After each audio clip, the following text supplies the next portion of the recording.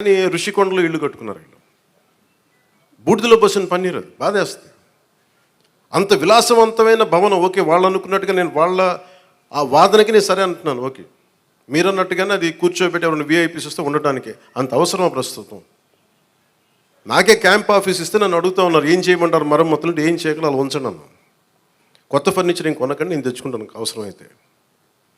అలాగే మన secretariat staff వచ్చారు, మీకు ఈ మధ్యన అసెంబ్లీకి వచ్చారు కదా, మీకు జీతం ఈ 3-4 రోజులు కలిపి మీకు 35,000 వస్తుంది మీకు అని సంతకాలు పెట్టే మనస్కరించాలి.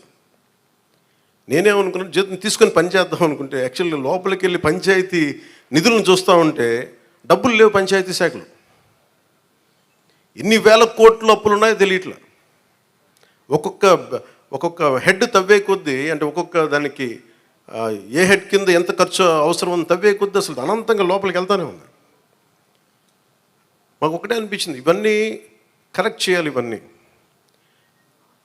ఇంత అప్పుల్లో అటు మనకి పంచాయతీరాజ్ శాఖ ఉన్నప్పుడు నాలంటూ డబ్బులు తీసుకోవటం చాలా తప్పు అనిపించింది.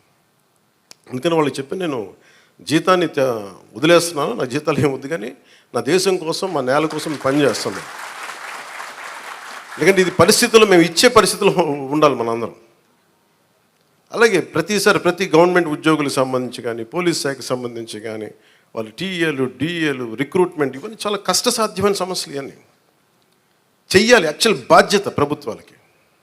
నేను ఈ రోజున ప్రభుత్వంలో భాగస్వామిగా చెప్తున్నాను, నేను అద్భుతాలు చేస్తాం అని చెప్పట్లేదు, కానీ మీకు జవాబుదారీతనం ప్రభుత్వం ఉన్నది ఉన్నట్టుగా చెప్తాం. ఈ రోజున చేయగలిగేది చేసి చూపించాం. ఈ రోజున రాగానే మొదటి సంతకం గౌరవ ముఖ్యమంత్రి శ్రీ చంద్రబాబు గారు పెట్టింది ఇదే. మేము అనుకున్న స్కిల్ సెన్సెస్ నేను ముందు ఇనిషియేట్ చేశాను. ఇక్కడ వారాహి సభలో చెప్పాను, స్కిల్ డెవలప్మెంట్ జరగాలి. ఒక యువతలో ఎంత ప్రతిభ ఉందో తెలియదు మనకి, వారి ప్రతిభను వెలికి తీయాలి, వారి సమర్థతను వెలికి తీయాలి. వాటిని పెట్టుకుని అది 5 సంతకాలు అది ఒకటైంది. అలాగే ఈ రోజున మేము మాట చెప్పినప్పుడు మన పిఠాపురం నియోజకవర్గానికి సంబంధించే మొత్తం పెన్షన్స్ అందుకునే లబ్ధిదారులు 40,765 మంది. దీనికి సంబంధించిన డబ్బు రూపంలో మొత్తం 27,34,00,000.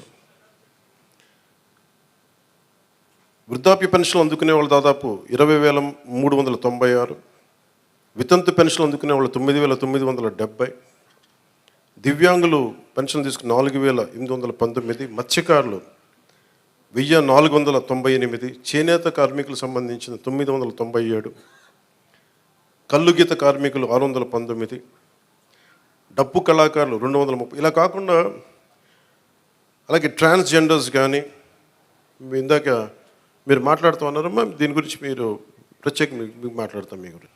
ఇప్పుడు ఆపరేషన్ లేకుండానే మోకాళ్లకు ప్లాస్మా ట్రీట్మెంట్. మీ ఆర్థోపెడిక్ సమస్యలన్నిటికీ రోబోటిక్ టెక్నాలజీ ద్వారా తక్కువ ఖర్చుతో శాశ్వత పరిష్కారం. Free consultation. ప్రతి ట్రీట్మెంట్ పై 20% డిస్కౌంట్. ఈ ఆఫర్ కొద్ది రోజులు మాత్రమే. త్వరపడండి. V9 hospitals 9281465842.